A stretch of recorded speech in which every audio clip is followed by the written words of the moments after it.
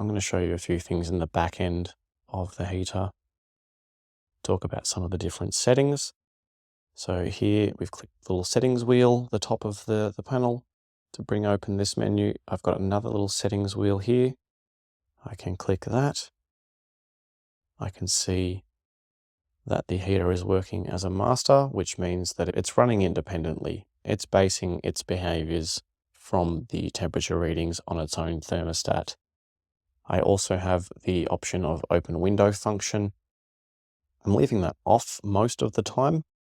If you were running a heater in a space which is prone to having a door left open or something like that, someone's liable to be heading outside and leaving the place open for whatever reason. If I had the open window function enabled and the thermostat registered a sudden large drop in temperature, it will turn the heater off and it will not turn it back on until that temperature reading has stabilized. Because they're a smart heater, they do not want to be heating outside. It can be a good power saver, though if there are slight deviations in temperatures and you'd like the heater to be persisting through all of that, you can just leave it to be disabled. This room in particular, and this heater, is the coldest one in the showroom here. If I was to enable the open window function, there is a couple of little draft points coming into that space under the floor. It doesn't have the greatest insulation and it does need re-stumping. So I have sealed up some of the spots where that has been more of a problem. So the room is fairly stable now, but if I was to have that enabled, it may just make the heater turn off and on a bit more frequently than I'd like, and that temperature in the room may not be as consistent. You can also calibrate the thermostat.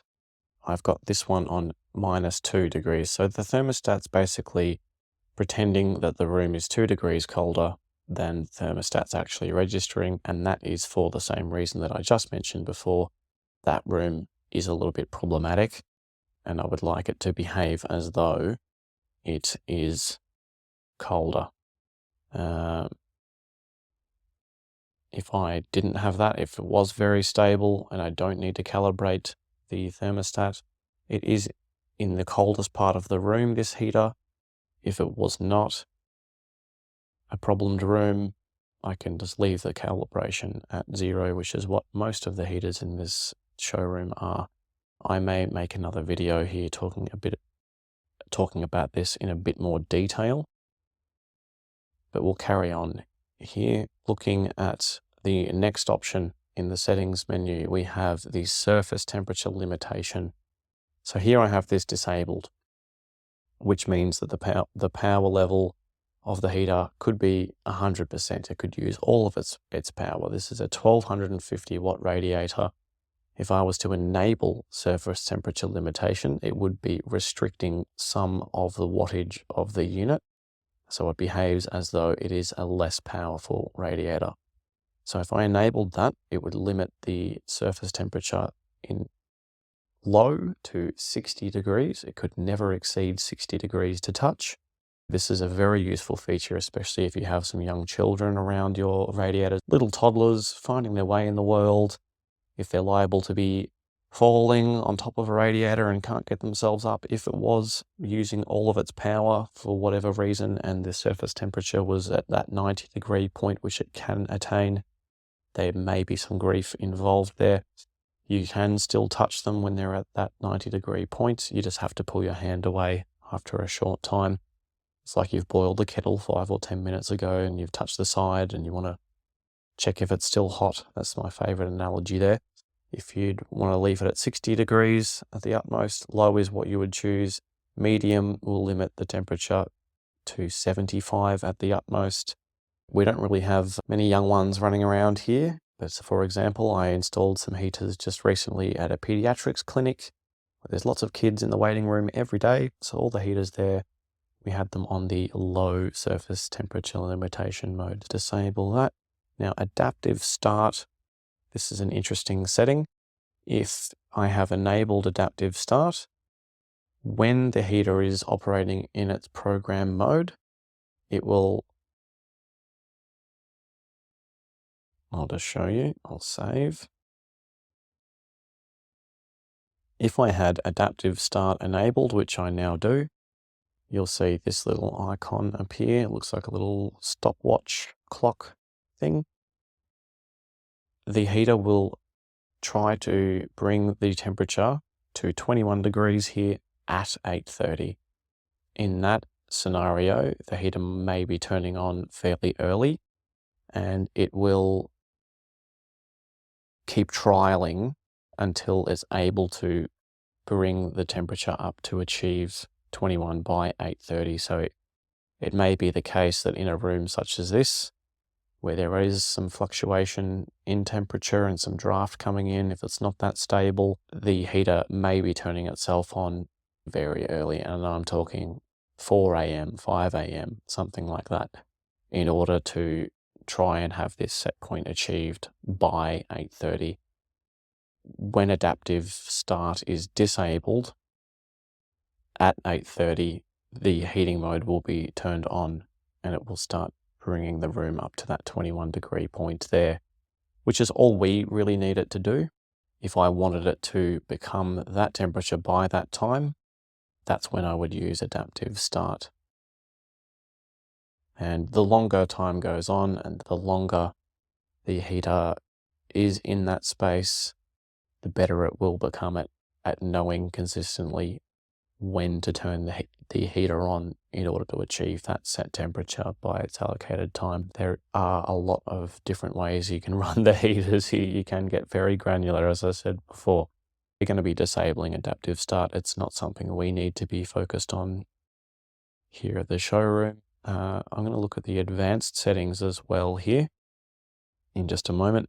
I will note if you lose a pairing with a device for whatever reason, I can select send email, and whenever the app has noticed that there's been a disconnection between the gateway and one of the radiators, it will then send you an email just telling you, hey, this is a problem. So you don't actually have to open the app in order to know that there's been an issue. So that's useful, especially if you're spending a bit of time away from the property.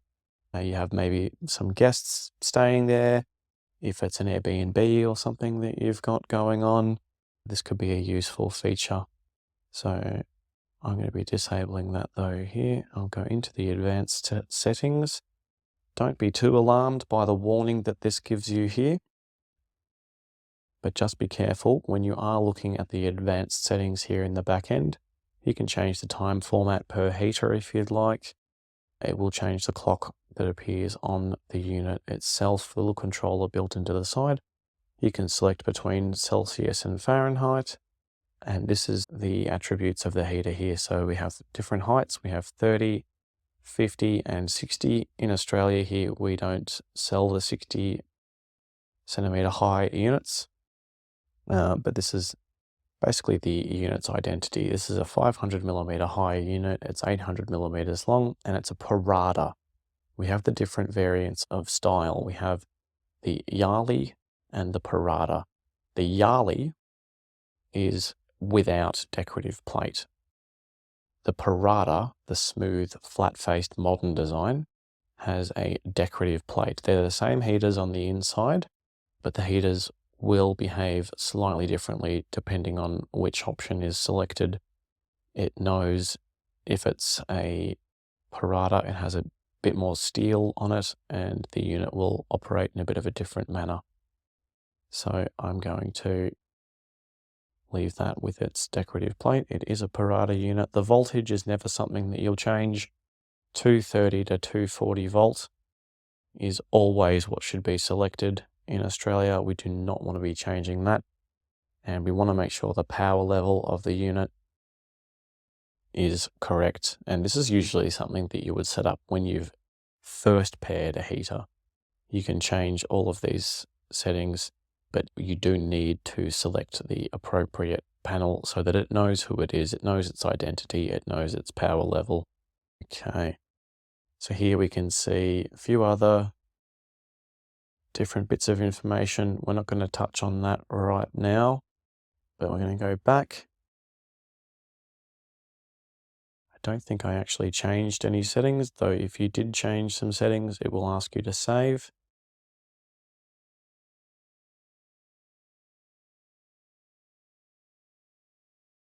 Now, this is a very useful feature. The padlock will allow you to lock that heater into guest mode or full lock mode. Guest mode means that all the buttons will be locked on the radiator except the temperature setting. So here I can choose which maximum set point the heater can achieve. So if I want to make sure no one in the home, doesn't matter who they are, will be turning the heater above 22 degrees, I can select that through here. It'll take a little moment to save.